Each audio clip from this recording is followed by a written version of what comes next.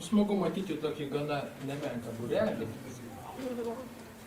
Va, kaip Donelaitis sakė, tas dydis nėra labai svarbus, nes vis tas mažesnis Vernųjų pulkelis yra geresnis negu Ansdurnas pulks, nelabai begėlių ir nelabūnių.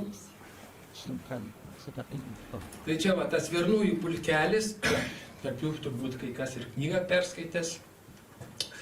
Va, na, tai aš šiek tiek dar pristatomųjų sakinių. Štai svečiuojasi pas mus Tomas Kačerauskas, Gedimino universiteto filosofijos profesorius. Bet jis čia svečiuojasi ne kaip filosofas, o kaip rašytojas. Turbūt ne visi žino, kad jis yra rašytojų sąjungos narys jau nuo 22 metų, bet jis yra parašęs romaną Arkada. Jis yra parašęs knygą Filosofinė poetika, abi išėjo 2006 metais. Ir jis yra grandiozinio vertimo autorius, jis yra išvertęs Heideggerį, Būtis ir laikas. Tai yra, nežinau, gyvenimo vykdarbis, nes nedaug tautų drįsta Heideggerį šitą veikalą ją versti ir jį interpretuoti. Dar įdomu yra, kad Tomas Kačerauskas, būdamas, kaip matot, neabejotinai literatūrocentriškas, jis yra susijęs ir su mumis, su mūsų kraštu, konkrečiai su Palanga. Va, tai atskleisiu tokią paslaptėlę, kad karo laiškai iš esmės, tas techniškas darbas rašomi Palangoje, kur profesorius praleidžia vasaras, jis ten turi būstą kažkur, nežinau, gal jis apie tai dar plačiau pašnekės. Ir dar sužinojau, kad jau antroji dalis iš esmės parašyta, ten turbūt rašoma trečioji dalis. Tai va štai kaip Palanga gražiai įsiamžina. Ir dar galėčiau pasakyti, kad čia Klaipėdoje man likimas ir lėmė susitikti su Tomu Kačerausku, būtent inkultūracijos renginiuose. Prieš porą metų Tomas Kačerauskas čia buvo atvežęs filosofą Algimį Mickūną. Ir jis pristatinėjo ir interpretavo. Čia mes diskutavome, mes ten susipažinome. Ir nuo šiol taip ta pažintis nenutrūko ir aš esu labai dėkingas likimui, kad ta pažintis užsimezgė. Dar mūsų pokalbė dalyvauja, kaip jau sakiau, istorikas Vaidas Pamparas. Gal jis pats apie save papasakos, aš apie nelabai daug galiu pasakyti savo gėdai, bet žinau, kad jis yra istorikas, gal ekspertas ir artimas literatūrai žmogus, kuris karo laiškus perskaitė kažkur tai egzotiškoje tarp kalnų esančioje vietovėje ir, sakė, labai kaifavo. Ir dar porą sakinių apie visą kontekstą mūsų šito pokalbio, knygos pristatymo.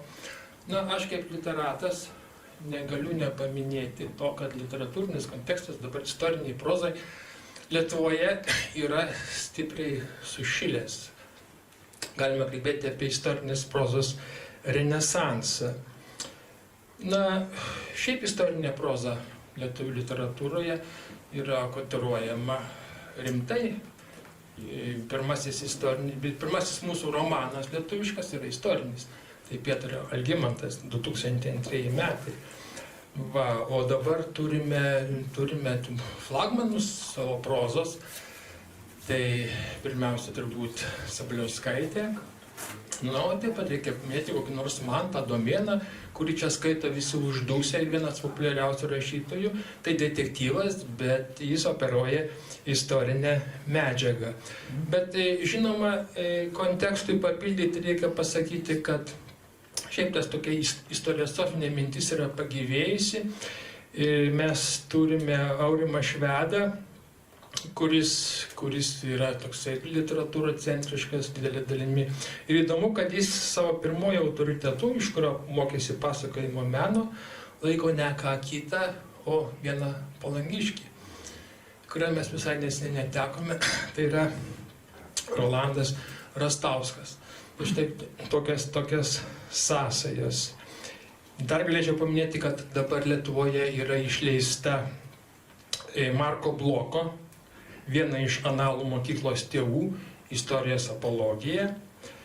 2024 metai, kur keliami istorijos esmės ir prasmės klausimai, siejasi su šita mūsų pristatoma knyga Karo laiškais, kur yra labai aiškiai tokia savirefleksinė rašymo linija, kur yra reflektuojamas pats rašymo procesas, istorinio pasakojimo autoriaus problema ir taip toliau ir panašiai. Na ir tarp šito konteksto galėčiau, žinoma, pridurti tą mūsų bendrąjį politinį socialinį kontekstą. Karas ne tik Ukrainoje, bet ir Gazoje ir dar kai kur. Ir dar visai asmeninį kontekstą. Vasarą perskaičiau Marijo Vargas Llosa knygą Pasaulio pabaigos karas. Nėra išversta lietuvių kalba, jo populiaresnė yra Miestas ir šunys. Bet štai šita knyga irgi yra labai įdomi tokia studija, galima laikyti ją ir studiją turbūt apie karą, ten daugiau tokios realistinės, gal šiek tiek magiško realizmo įtaka jaučiama perspektyvos, bet irgi puikus kūrinys, kurį Haroldas Bliumas yra įtraukęs į vakarų literatūros kanoną. Tai va, šitame kontekste mes dabar skaitome šviežią, naują, įdomią ir tikrai verta skaityti ir permanyti, kaip sakė Mažvydas, knygą.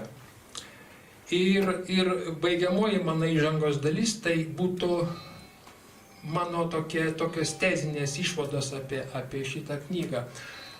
Kaip aš ją apibendrindamas vertinčiau. Man atrodo, kad Karo laiškai yra ne tik faktas, toks istoriografinis, bet ir įvykis, kuris verčia naujai pažvelgti tiek į mažai tyrinėtą Lietuvos istorijos laikotarpį, išjudina istoriosofinę mintį, netgi metafizinį kontekstą ir literatūrinę vaizduotę. Galima susijęti su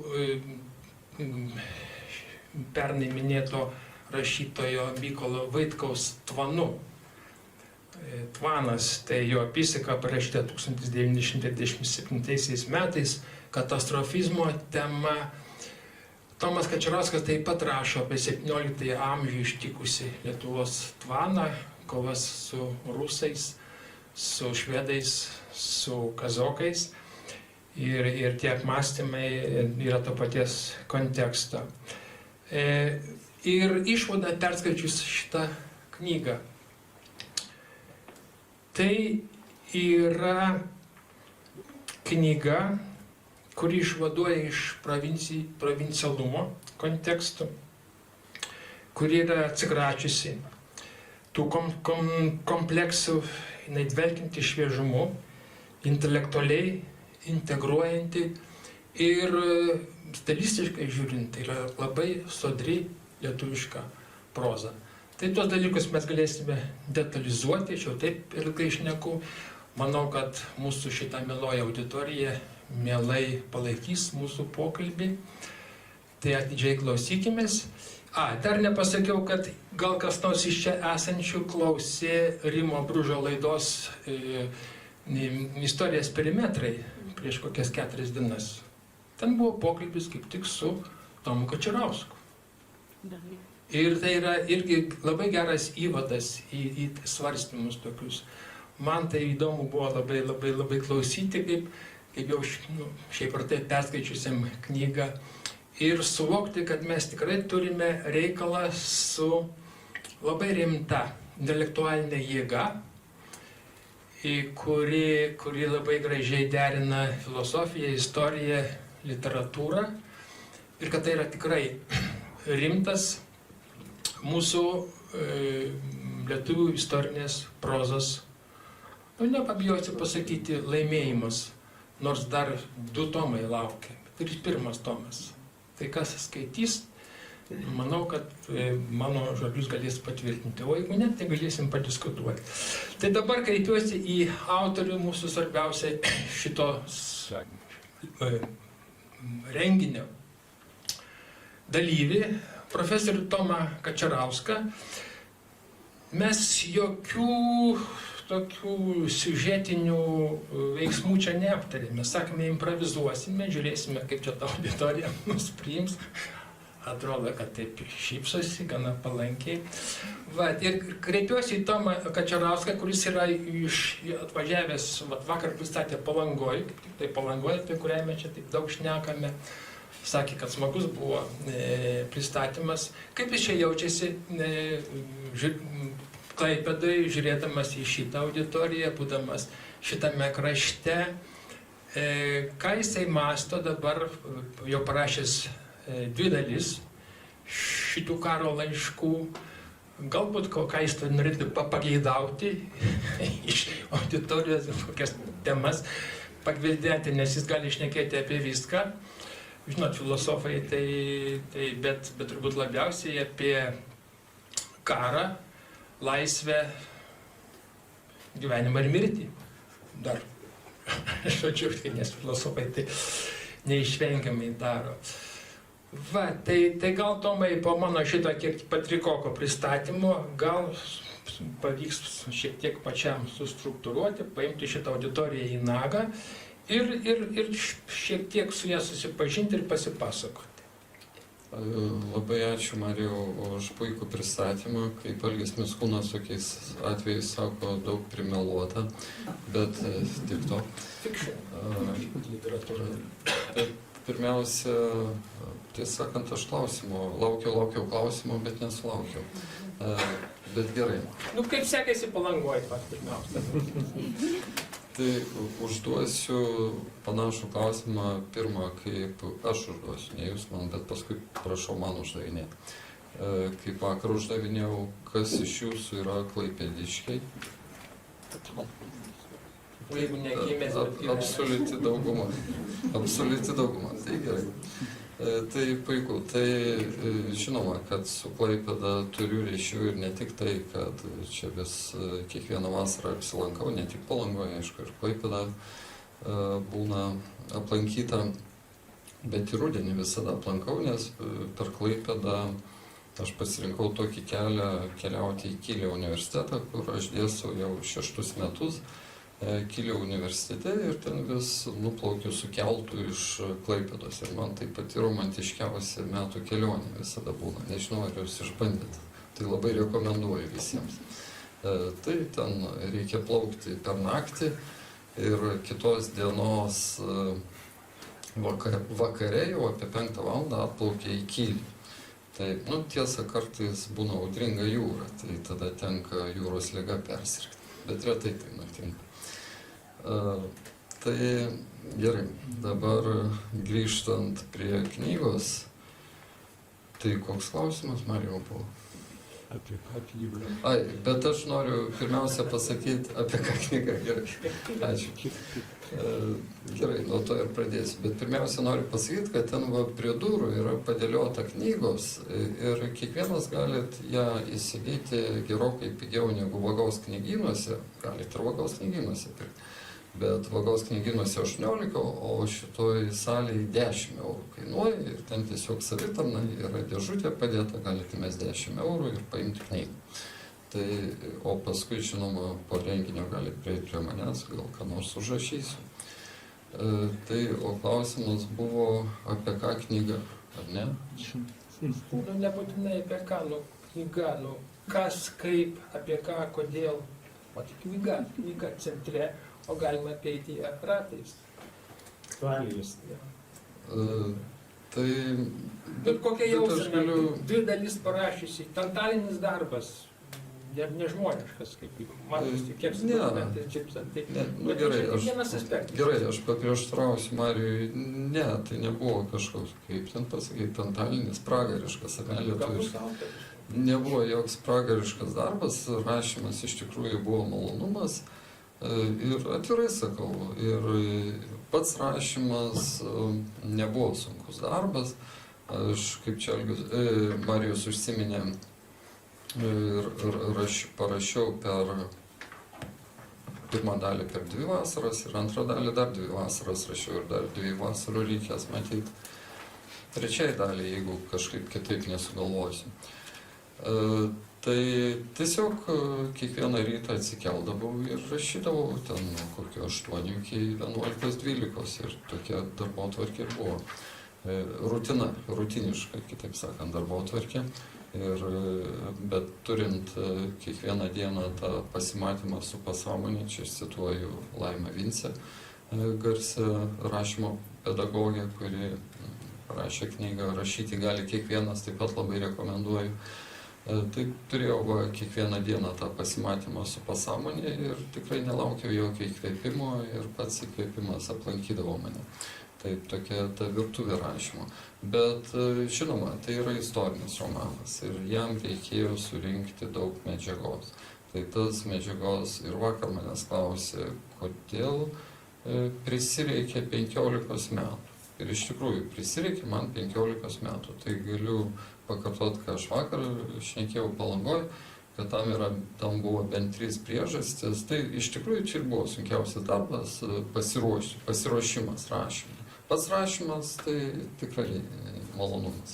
Čia jau didžioji, tas sunkiausias darbas jau padarytas. Kai jau padarytas, tada jau ateina desertas, ar ne, pats rašymas. Tada jau gali valgyti desertą. Tai pirma priežastis, kodėl man daug metų, aš sumaniau anksčiau, negu Sabaliauskaitė parašė. Aš tą knygą labai seniai iš tikrųjų sumaniau. Bet pirma priežastis, kodėl tiek ilgai užtruko, kad pirmiausia reikėjo surinkti medžiagą ir perskaityti iš ties labai daug visokių istorinių knygų ir ne tik knygų, bet, istorinės knygos iš tikrųjų labai naudingos, nes jas perskaitai ir gale randi nuorodas į šaltinius. Tai iš tikrųjų tie šaltiniai reikalingi, o ne istorinės knygas skaitai dėl tų nuorodų iš tikrųjų.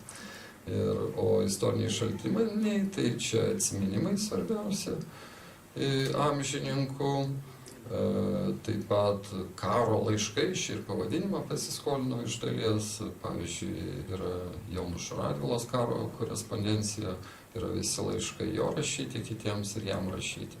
Bet ta knyga yra, aišku, ne lietuvių kalba, ten lenkiškai išleista knyga. Ir apskritai didžioji tų šaltinių dalis buvo lenkiškai parašyti. Aš šiaip jau lenkiškai nešneku, bet skaityti teko išmokti, bet mokant rusų kalbą, tai nėra sunku. Tai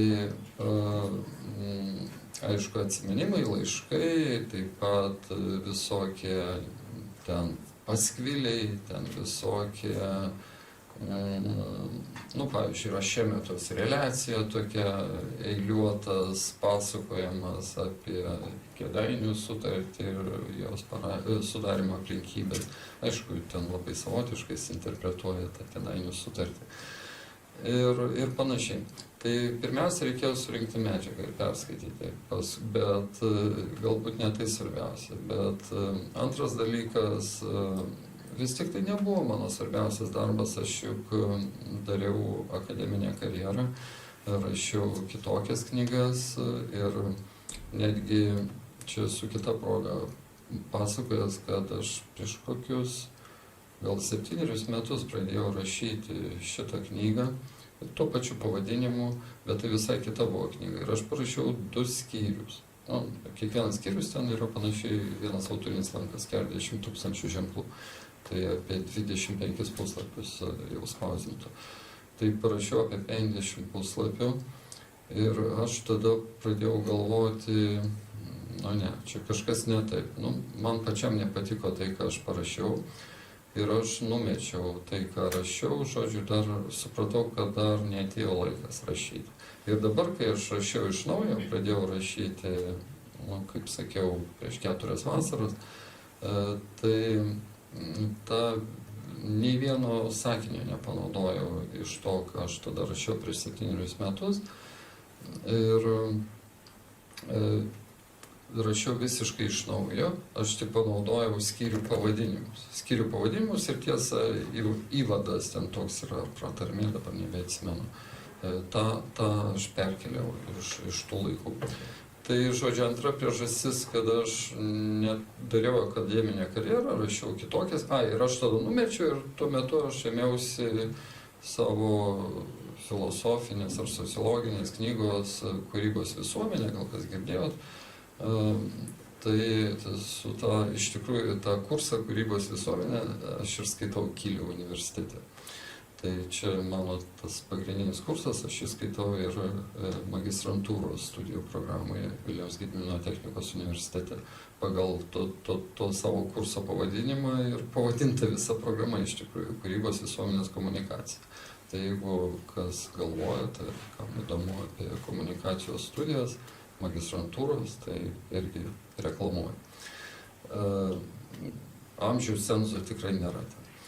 Tai antra priežastis, kad turėjau pasidaryti savo darbus, dėl akademinės karjeros, nes tiesiog iš to duoną valgau, iš to ne iš grožinės literatūros. Bet trečias priežastis yra pati svarbiausia, apie ją aš jau užsiminiau, tai kitaip sakant, aš nesugalvojau visus tuos metus, skaitydamas tos šaltinius, aš nesugalvojau, ką daryti su tais 1000 puslapių, kuriuos aš perskaičiau, su tos istorinės medžiagos, ką daryti. Tai ašgi negaliu rašyti, buvo taip ir taip. Tai čia bus istorinė knyga, nebuvo taip ir taip. Negaliu taip rašyti. Turėjau sugalvoti. Tai kol aš šito viso nesugalvojau, kol nesugalvojau meninio rakto, tol nebuvo ir knygos. O kai sugalvojau, tai viskas pasidarė labai paprasta ir labai lengva. Tai tapo desertu. Tai tapo malonumas jau rašyti, kai aš jau suradau tą meninį raktą. Tai nežinau, apie tą meninį raktą gal dar pašnekėsim su Marijaus pagalba, kokios čia priemonės naudojamas. Turiu omeny meninės. Ir matot, dėl to kartais, čia tokia virtuvė, truputį praskleidžiau, atidengiau, ar ne, savo virtuvę rašymą. Gal reikėtų duoti pašnekėti mūsų istorikai. Taip, įdomu buvo paklausyti apie šitą meninę virtuvę. Tik tai man taip, aš pagalvoju, kaip čia tie tekstai gimsta. Sako, čia pats užrašymas buvo desertas, tik tai. Kad tai būtų visiems. Bet tik to, aš nesileisiu iš asmeniškus prisipažinimus. Gal istorinių romanų rašymo specifika, nes iš ties... Bet tai ta mintis, kad reikės rasti meninį raktą, štai koncepcija, dar gal prie ją sugrįžime, man irgi dar bus įdomu tą temą paliesti. Bet dabar paklausykime specialistų. Taip, aš esu literatas. Tai ką jis čia gali pasakyti apie istoriją ir filosofiją? Bet sėdi su mumis istorikas, profesionalas, kuris atidžiai perskaitė knygą. Tai įdomu, kaip atrodo iš istoriko virtuvės, iš istorinės perspektyvos, žodžiu, koks bendras įspūdis, gal kokiu nors netitikimų. Žinote, kaip tą istorinę prozą dažnai interpretuojame. Sako ir aprašo ten 19 amžiaus trobas, o jos tenais šiverių padengtos ir dar kas nors. Galiu aš dar įsiterpti labai trumpai. Nepaleidžiu mikrofoną. Tai iš tikrųjų man su istorikais labai nesisekė. Su istorikais turiu omeny, su istorikais recenzentais. Labai norėjau jų turėti ir kalbinau gal kokius 4 ir jie visi atsisakė tą darbą daryti. Tai dabar aš jau pažįstu, dėka bendravimo su publika, dėka pristatymo, aš jau vieną kitą pažįstu ir ačiū naują pažintimi, ačiū už šitą naują pažintį. Tai ir labai bijau iš tikrųjų, prieš duodant žodį istorikui, labai bijau, ką jis pasakys, nes aš nebijoju, kad ten liko visokių liapsusų ir smulkių. Aš paskui ir pats radau ten jų, tai nežinau, ar pastebėjau. Iš tikrųjų, ten bijau, kad kai kas supainiota, bet tikiuosi gal tai smulkmenos. Taip, jau gal galėčiau padrasinti Tomą sakydamas, kad romane galima žymiai daugiau negu Tomas. Taip kad aš nežinau, ar bijau... Ar ne per garsiai? Reikia. Aha, tvarka. Kuo labai džiaugiuosi? Pagrindinis teksto pasakotojas yra žmogus Tomo knygoje išgyvenęs karus, sukūręs šeimą, turintis vaikučių, išgyvenęs tai, ką vadiname tvanu, išgyvenęs tai, ką vadiname karo ir maro periodu. Tai autorius suteikia nuo pat pirmos knygos vilties, nes pasakoja žmogus, kuris išliko ir kurs tolimesnę Lietuvą. Kas iš vis 30 keli metai mūsų laisvė ir nepriklausomybė ir pagaliau mes nusileidome iš savo, to paskutinio šimtmečio Lietuvos peripetijų ir skausmų, kaip antai 40 metų okupacijos sąlygos, į savo tikrosios stiprybės, istorinės stiprybės šaknų ieškojimus. Ir kaip nebūtų keista, visa mūsų 16 antros pusės, 17 ir 18 amžiaus istorija, jinai yra likusi kažkur už mūsų bazinės mokyklinės patirties. Dauguma mūsų visuomenės esame formuoti, iki Vytauto ir kažkas po Vytauto, taip tuščia ir toliau Basanavičius ir Lietuva. Ir tai, kas dabar vyksta mūsų literatų pagalba, kur mes esame pasukami, įsijausti, suvokti, yra labai fundamentalu. Aš leisiu savo trumpą nedalykinį, bet tokį gal siužetinį ekskursą iki 17 amžiaus, kuriame vyksta Tomo aprašomi veiksmai. Šiuo atveju karas su Maskva.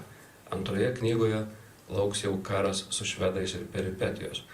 Įsivaizduokite kraštas, kada krikštijosi 14 amžiaus pabaigoje, mes patekome pagaliau 14 amžiaus pabaigoje į ilgalaikio modernėjimo trajektoriją. Turtėjome ir turtėjome.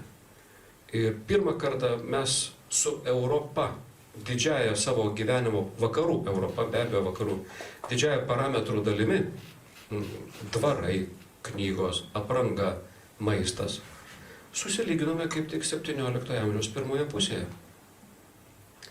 Ir tai, kas įvyko su mumis 17 amžiaus viduryje, mus bloškė be abejo atgal tiek giliai, kad antrą kartą su vakarų Europą pragyvenimo standartai susilyginome tik 20-ojo amžiaus 4-ojo dešimtmečio antroje pusėje.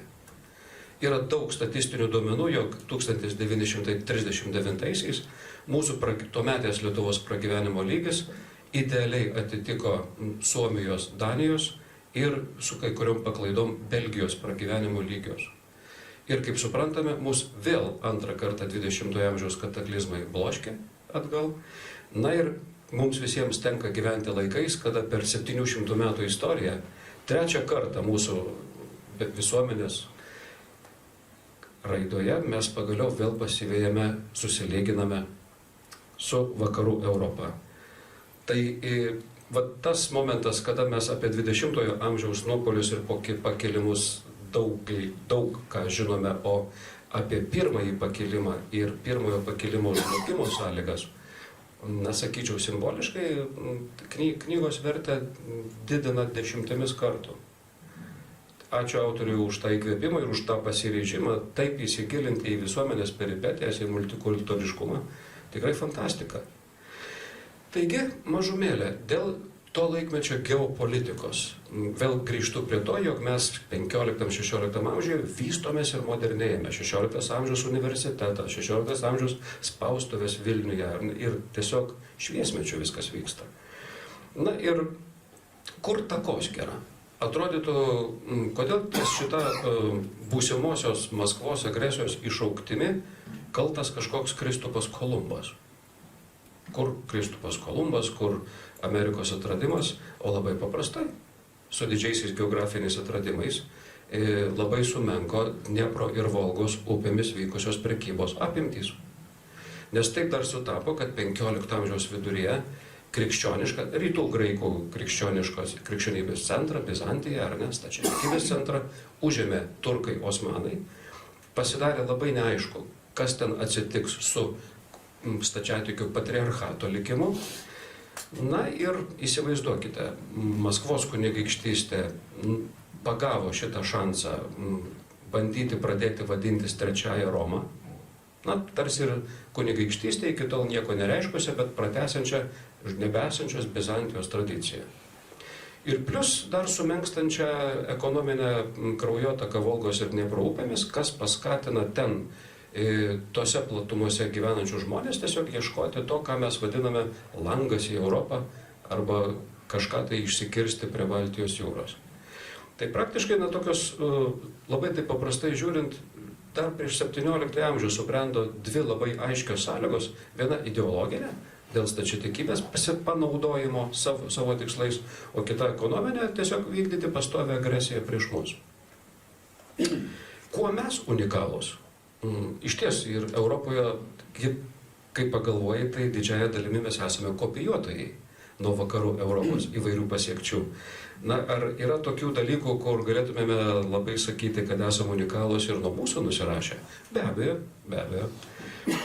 Jų nėra daug, bet tikrai jų yra. Tai vienas iš tų, mes esame ta šalis, kuri dėl labai specifinių savų priežasčių ir mąstysenos ypatybių 16 amžiuje pradėjome vystyti bajoriškąją demokratiją. 16 amžiuje, kuriamegi Europoje formavosi jau absoliutizmas. Ėjome prieš visą madą. Ir be abejo, mūsų visuomenės ypatybė, kad tik bajorų luomas, labai negausus miestiečių ratas laisvųjų, mesgi ta naujoji besivystanti visuomenė, taip. Bet tai, kad žmogus yra laisvas priklausantis luomui, kad žmogus karaliui gali pasakyti ne, sutikit, tai yra įspūdinga. Negana to, sudarydami su Lenkais 1569 uniją, mes išsireikalavome, kad Lietuva, kaip pastoviai mažesnioji sąjungos dalis, turėtų veto teisę bendriems sprendimams priimti. Ir netgi per visą tą laiką, aš sąmoningai sakiau, nenaudosiu datos, bet vieną panaudojau, sąmoningai tarsi akcentuoju 569, kad atvežčiau iki 1655, grubiai šimtmetis, ar ne? Kad ateičiau iki Tomo aprašomų peripetijų. Nesulaukiam fundamentalios Lenkų pagalbos. Lenkų bajorų iniciatyvos pagelbstint kovose mums su Maskva. Tai nereiškia, kad jos nebuvo. Bet mes manėme, kad buvo galima daugiau, kad Lenkų pusės argumentai, kad tuo metu mes kovojom su turkais osmanais, kad tas gal ir taip kaip eilinį kartą viskas susigulės, nesuveikia. Būtent nuo 17 amžiaus antros pusės ir mūsų bendri su lietuvių ir Lenkų bajorų seimai pradėjo irti dėl jau tokio kaprizingo, nervuoto, net be pagrindo taikomo liberų veto. Vetuojam ir išvažiuojam. Bet tada prasidėjo mūsų politinis buksavimas, įvykus fundamentaliam lūžiui. Bet pirmasis šimtmetis buvo labai fantastiškas ir gražus. Bet vėlgi, atrodo, nesakau plačiai visuomeniai baisiai negirdėtų niekada dalykų, gal kai kurios įžvalgos palengvintų. Tiesiog suvokti sąsajas. Ir dar vienas dalykas. Niekada nebūna kažkokių tokių, žinote, ambicijų, pretekstų, pykčių. Manau, dar nei vienas negalėtumėme šiai dienai labai išrišti mūsų dienų vieno vykusio lūžio.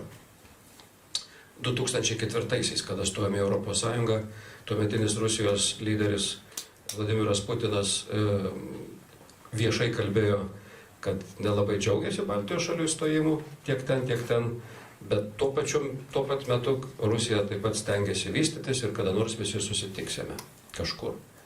O jau 2007 Miuncheno konferencijoje rėžė kalbą, kad didžiausia geopolitinė katastrofa Sovietų Sąjungos žlugimas ir prasidėjo agresija 8 prieš Gruziją, 14 prieš Ukrainą ir žinome, kur dabar visi tie įvykiai. Su kalba 2007 prasidėjo. Kodėl tas lūžis įvyko? Nuo paramos Jungtinėms valstijoms, leidžiant per savo teritoriją siųsti kariuomenę į Afganistaną ir taip toliau po visų rugsėjo 11-osios iki štai tokios atviros priešpriešos, versijų turime, įrodymų ne. Ir kodėl tie lūžiai taip, kaip įvyksta, ar ne? Kokias ambicijas istorikų cechas pakapsto iš 17 amžiaus pradžios Maskvos gyvenimo? Ten įvyko eilinė valdžios krizė, mirė senasis caras, prasidėjo visų kova su visais, ir mūsų bendra Lietuvos ir Lenkijos valstybė taip pat to meto stiliumi įsipaišė su vadinamaisiais apsimelavusiais Dmitrijais, Lžedimitrius I, Lžedimitrius II, buvo daug įvairiausių piktų ir tokių nesažiningų istorijų iš abiejų pusių. Suma sumarum, į valdžią atėjo Romanovų dinastija, kuri valdys tą šalį iki pat 20 pradžios. Ir natūralu, kad jie atėjo su ne tik iš anksčiau paveldėto trečiosios Romos vaizdiniu, ne tik su iš anksčiau paveldėta ekonominės sampratos būtinybė, nes Volgos ir Dniepro upių laivyba sumenko ir dėl Turkijos, Osmanų imperijos neapibrėžtumo, ir tada reikia kažkaip žengti prie jūrų ir į pasaulinę prekybą. Bet jie dar atėjo ir su tuo asmeninio keršto siekiu, kad čia kažkokia respublika kišosi į mūsų valdžią ir mūsų tapatybės tarsi reikalai yra tuos priešus mušti. Ar demokratijoje mes visą laiką iš karto operatyviai reaguojame į bet kokius iššūkius? Būtų idealu, kad tai būtų, ar ne? Būtų idealu. Net senieji demokratijos tėvai, atėniečiai, ir tie nesugebėjo po graikų persų karų išspręsti, atrodo, konfliktų su sąjungininkais, su Sparta buvusiais. Tai mes visur savo politikams, bet ir tuo pačiu savo patiems, kaip balsuojantiems už politikus, drąsiai galim prikišti tą patį, kad vėluojam su reformomis, vėluojam su karinių biudžetų sudarimais ir ar demokratinės šalis nevėluoja su parama Ukrainai šiandien, nors remia. Tai mano manimu, Tomui knygoje labai taikliai pasisekė perteikti tą atmosferą, cituojant susirašinėjimo laiškus, kaip Varšuvoje ar Vilniuje, vyresnybė, neadekvačiai reaguoja į Smolensko gynimo organizatorių įžvalgas, kad keliose vietose įgriuvusi siena, kad keli kilometrai tos sienos, kad tai yra mūsų didysis forpostas prieš Maskvą. Bet žinot, kur Vilnius su Varšuva, kur Smolenskas, toli. Ar tai neprimena šiandieninės kokios Austrijos ar Vengrijos politikų pozicijos, kur rytinė Ukraina ir ten vykstantis karas ir kur mes? Toli, ar ne? Nors negali sakyti, kad viskas blogai, bet ir tie dalykai, kadangi mes turėjome bajoriškosios demokratijos formą, jie mus darė labai gyvastingą visuomenę. Be abejo, gyvastinga. Ir tuo pačiu krizių sąlygomis, kaip ir visos demokratijos, demokratija niekada greitai neveikia. Veikia konsensuso pagrindu, susitarimais ir tie sprendimai. Ir kaip ir Tomo knygoje aprašomi konfliktai tarp Lenkų ir Lietuvių bajorų pulkų Minsko stovykloje telkiantis nesutarimai įvairūs, nors atrodo šalis ta pati, bet geopolitiniai matymai, kas vieniems jau labai dega, kitiems nelabai dega. Ir tai yra ta atmosfera, į kurią tu įsitrauki skaitydamas ir supranti, kad, žinot, esame su tam tikrų pritempimu, nes bajoriškoji demokratija neapima viso 100% visuomenės, bet mes esame ilgalaikės demokratinės vizijos tapusios tikrąją demokratiją 20-ame amžiuje visuomenė. Mes įpratę tuose konfliktų ieškojimuose ir patyrimuose gyventi. Ir natūralu, kad tik dabar atsiveriant tiems to 16-17 šimtmečio konfliktų aiškinimams, dar pareina ir paskutinioji dalis. Ar tik galėjo užtekti Maskvai Romanovų pretenzijų, ar ten kokių nors ekonominių ar religinių pretenzijų? Ne, be abejo, 17 amžiaus viduryje Europoje susidarė Maskvos akimis galimybių langas.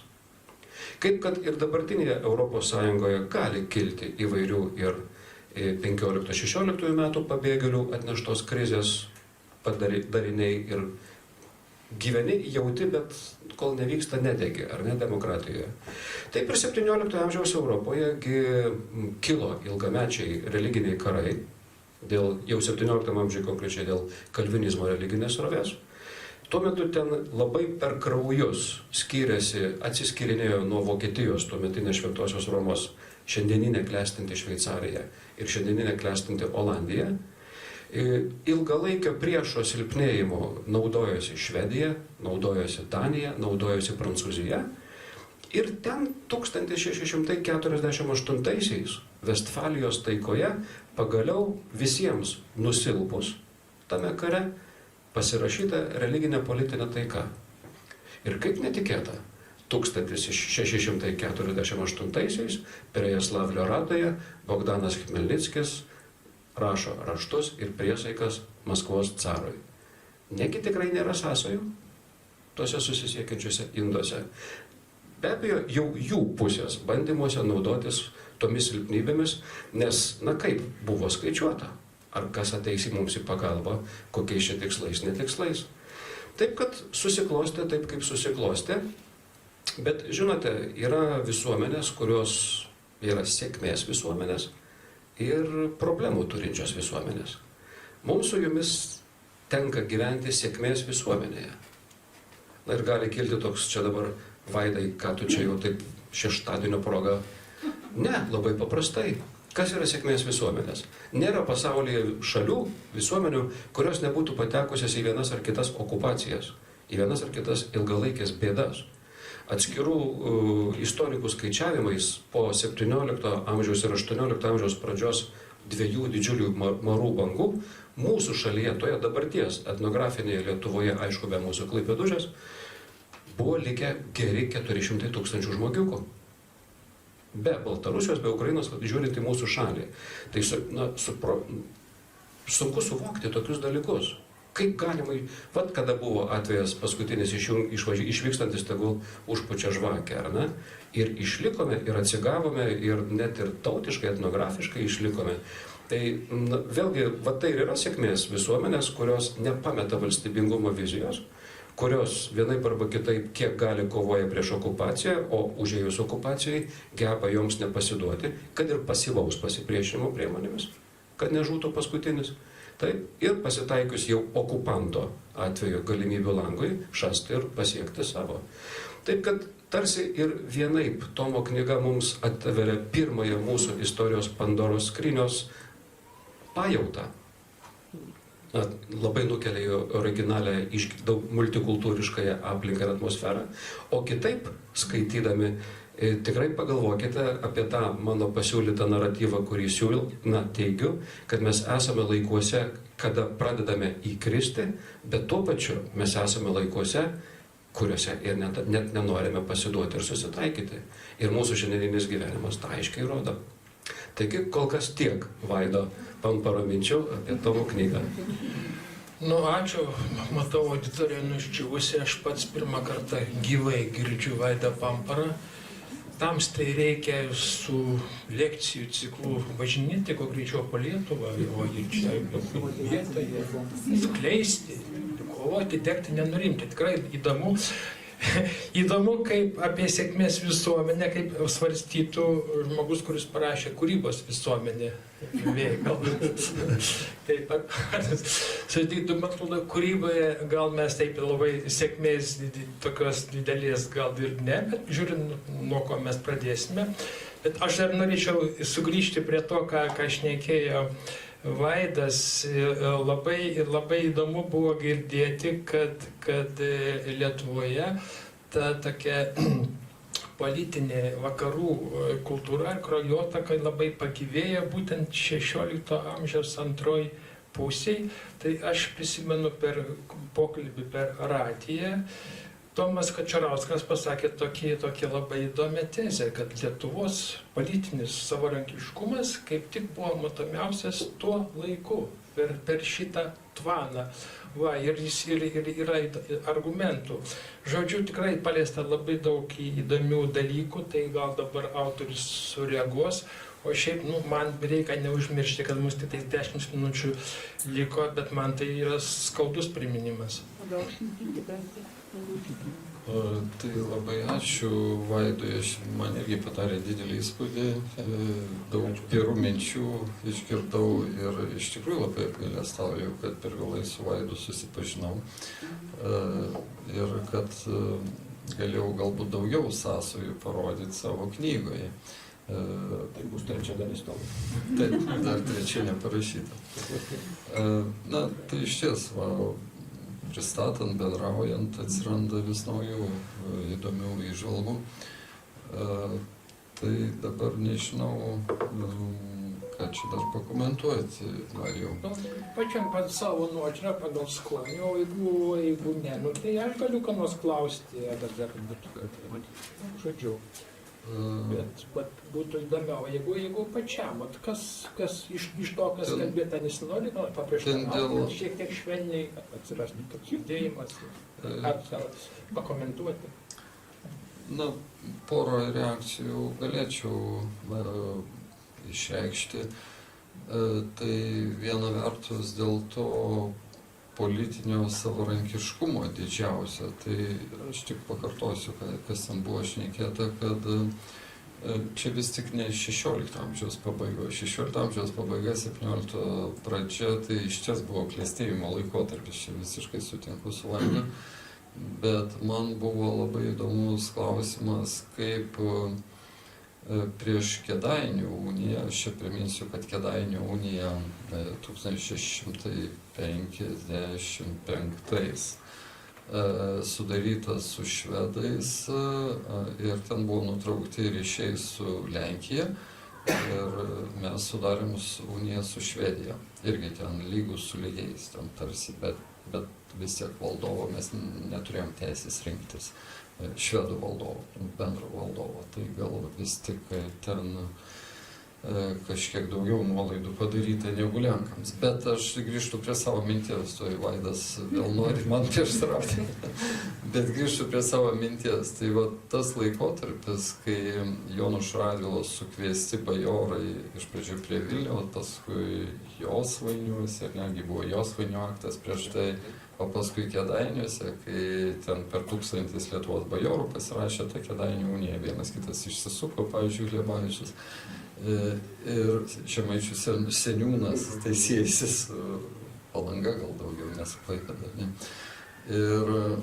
Bet tas laikotarpis, kai buvo pats tragiškiausias, kai Vilnius jau buvo paimtas, ir kai iš Lenkų jokios pagalbos, o Lenkijos karalius, Lietuvos didysis kunigaikštis pabėgęs į Austriją, į Sileziją, tai tas laikotarpis buvo paradoksaliai pačio didžiausio savarankiškumo Lietuvai laikotarpis, kai pati tauta, bajorų tauta, ar ne, tas, kiek ten sakė, 10% bajorų šiaip jau tautos buvo, tai netokia maža dalis.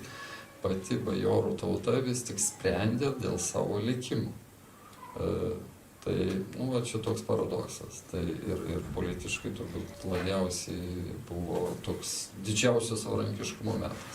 Bet tai, aišku, buvo ir didžiausias grėsmės metas. Tai čia viena mano tokia reakcija, plėtojant tą mintį. Ir dar kita reakcija, čia Vaidas man iš tikrųjų irgi labai įdomiai nuskambėjo. Vaido mintis, kad turim sėkmės visuomenę. Aš visiškai sutinku, kad tai dabar mes gyvenam iš tikrųjų pačios didžiausios, kaip čia, istoriškai labiausiai klestinčios Lietuvos laikotarpį. Ir turim branginti ir džiaugtis. Ir mums tai yra ir taikos laikotarpis. Demografinė dinamika. Tai čia nesvarbu, čia gal palikim tą. Šiek tiek svarbu. Ne, aš nemanau, kad turim versti moteris gimdyti. Aš manau, kad yra kitų priemonių padidinti. Reikia vyrams taip elgtis, kad moteris norėtų. Galbūt, bet yra daugybė kitų priemonių iš tikrųjų padaryti tai, kad po 50 metų Lietuvoje būtų ne 2 milijonai, kaip kai kurie politikai būkštauja, o 5 milijonai. Mes galim išmaitinti 20 milijonų. Taip, tai čia visiškai tą nesunku padaryti. Lietuva jau dabar yra klestinti šalis ir labai patraukli. Tai ir čia kitas dalykas, aišku, kad reikia galvoti apie integraciją tų žmonių, kuriems mes esam patrauklus. Bet gerai, palikim tuos klausimus. Bet aš iš tikrųjų toje knygoje, ne šitoje, bet knygoje Kūrybos visuomenė, pasigirsiu, išversta yra į anglų, vokiečių kalbas ir dabar verčiama į kinų kalbą. Bet atsiprašau, išgirimasi. Tai ten svarstau klausimą apie sąsajas, moksliškai koreliacijas, ne, bet sąsajas gražiau, tarp kūrybos ir laimės. Aš manau, aš įsitikinęs, kad mūsų kūrybingumas tai yra mūsų laimingumo aspektas, labai svarbus aspektas. Tai, bet kita vertus, sėkmė ir laimė irgi yra šalia. Tai va, dėl to labai įdomu buvo Vaido klausytis ir atrasti daug čia bendrų dalykų. Kaip smagu. Kaip Tiesiog fainai. O žinot, Tomo knygos pagrindinis siužeto pasakotojas turi 2 vaikus. Jis iš tikrųjų neverčia moterų gimdyti net ir romane. Aš kaip tik apie tą pasakotoją dar, jeigu man leisite.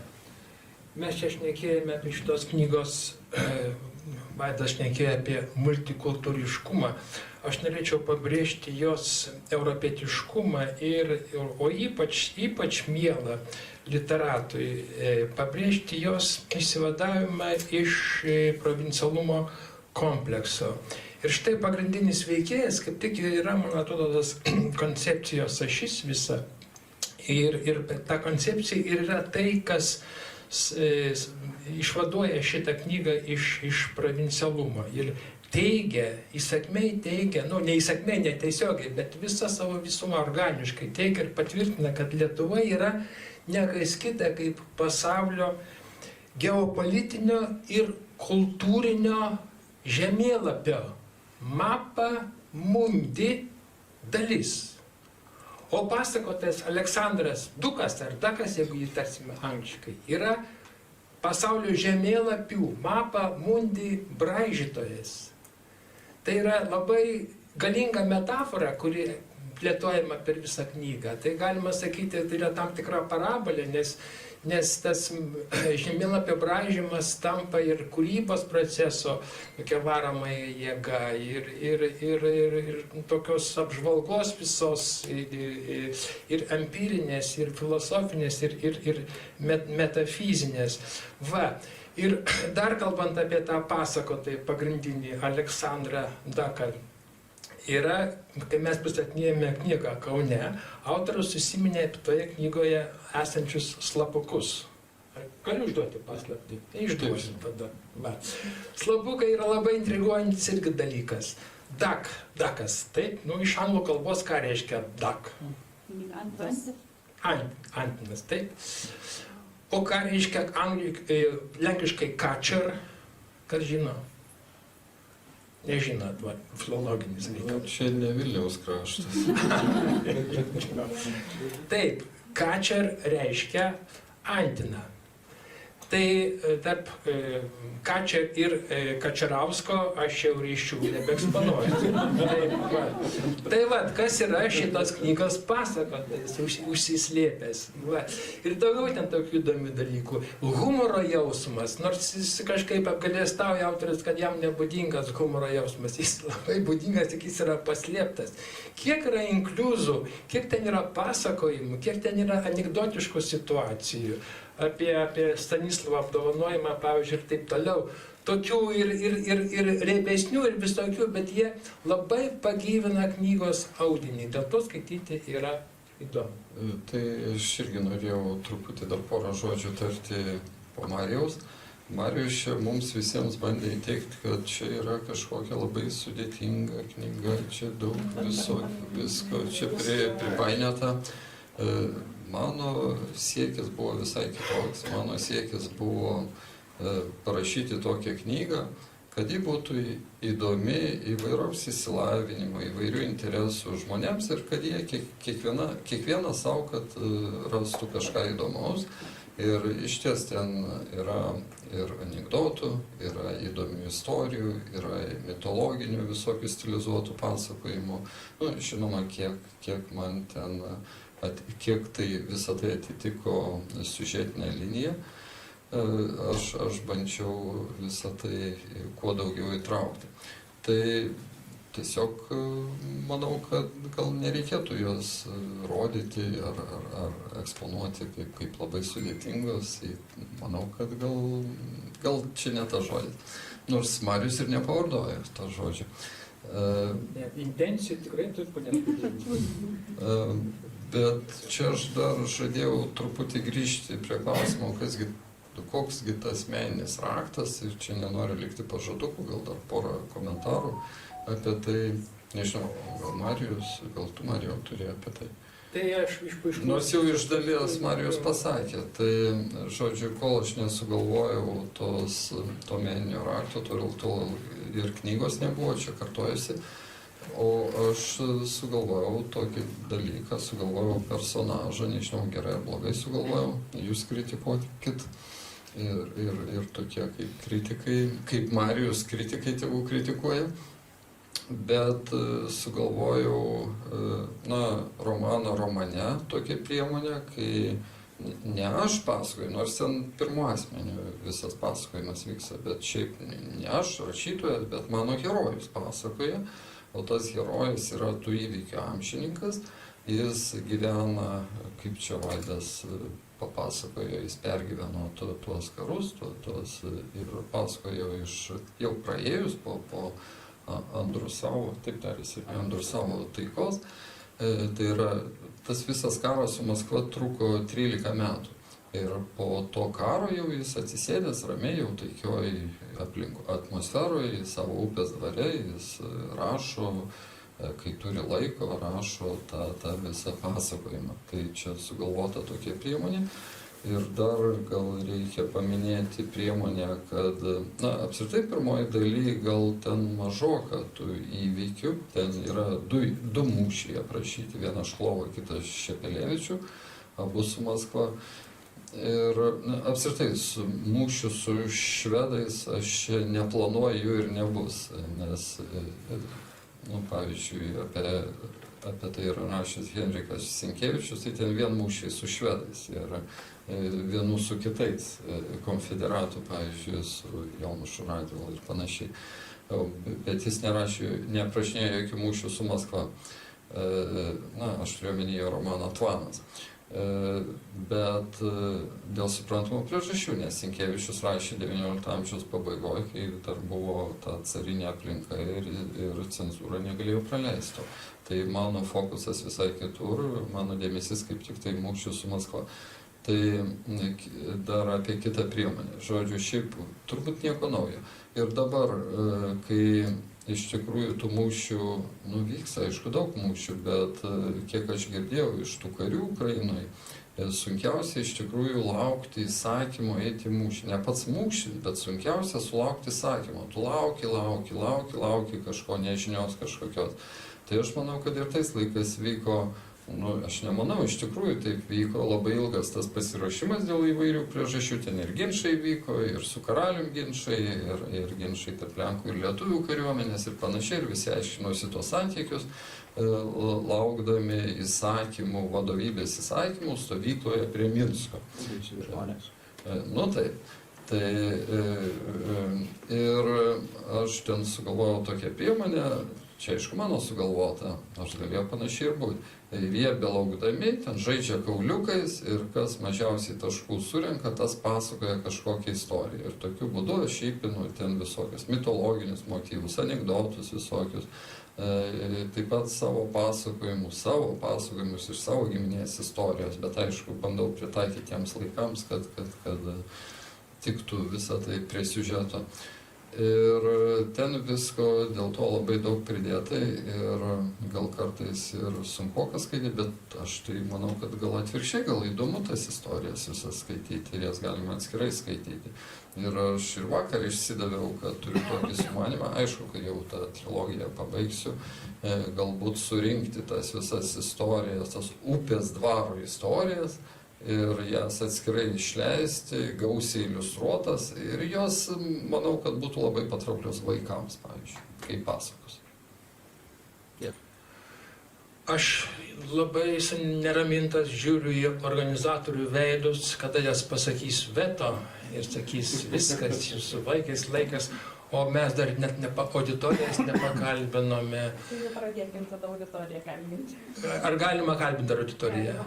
Galima, ir dar aš norėsiu vis tiek dar baigiamuosius 3 sakinius irgi pasakyti. Tai dar kokias, nežinau, keletą minučių mus paskirkite. Tai mieloji auditorija, jūs taip pavyzdingai klausote, mąstote, gal norite paklausti, ką nors papildyti, nesutikti, ypač su vedančiuoju.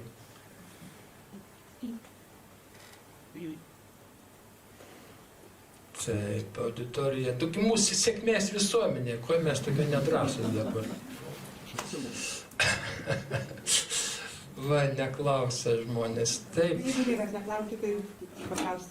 Mane tai vis labiausiai stebina tai, kad Rusijai tai pasisekė, ne, jinai sėkmės. Buvus nedidelė valstybėlė, ar ne, kažkaip 15 amžiuje, dabar turi tokias didžiulės sienas. Tai kur ta jo sėkmė? Pagal mane, tai kad jinai ruošia, sakykime, šimtmečiams ruošia tą programą kitos valstybės okupaciją. Tai visa, kas čia vyko Lietuvoje, tai buvo iš anksto numatyta jų. Ir tai va, kiek yra dabar tas pats daroma. Yra tai netgi paskutinis įvykis, tiltas, ar ne, per Nemuną. Tai sako, kad laukite, čia 24 metais už Europos pinigus Rusija pasistatė, jie buvo numačius tą žygį. Ir, reiškia, kokį dabar organizuoja. Tai yra, kiek visa tai iš tikrųjų, reiškia, mes nenorime matyti. Mes ieškome kažkur kitur. O esmė yra, kad kažkas kaimynas ruošiasi šimtmečiais ir yra rezultatas, kad dabar ir Ukrainai, vargšėnai neturi jėgų tiek šitai agresijai atsispirti. Taip, čia gal istoriko komentaras mūsų praverstų labiausiai. Pabandysiu atliepti jūsų įžvalgą. Kinijoje gyvena žymiai daugiau nei milijardas žmonių. Kinijoje yra plėtojama skaitmenos diktatūra. Ar ne, kaupiami socialiniai baudos taškai nuo moksleiviškų metų ir ten nuo mažesnių suvaržymų iki draudimų važiuoti traukiniais, skristi lėktuvais ir galų gale net imti kreditą iš banko. Jeigu ten visokių tų antipolitinių taškų prisikaupi. Negi negalėtų bent koks 500 milijonų kiniečių ateiti Pekine prie komunistų būstinės ir ten numesti vasaros kepurėlę link tos būstinės? Bet neateina, reiškia sutinka. Ir tai, ką paklausė gerbiama auditorijos lankytoja, tai natūralu, kad čia mes turime visuomenės mąstymo ypatybės. Atsakau taip, kadangi jau pradėjau, tai ir atsakau, įsivaizduokite, Marius su Tomu yra miestiečių luomo žmonės, o Vaidas yra karalius iš bajorų luomo. Jojo svečiuodamasis jų mieste ir Marius iš už kampo šaukia, Vaidas kvailys. Ašgi norėčiau sureaguoti kaip nors su kardu, bet negaliu. Galiu maksimum į to miesto teismą paduoti ieškinį, nes jie iš vieno luomo, aš iš kito luomo. Vakarų Europos visuomenės vienas iš unikaliausių civilizacinių pasiekimų, tais dar ankstesniais šimtmečiais, luominės visuomenės, tai reiškia luomių, kurie turi imunitetus, susidarimas.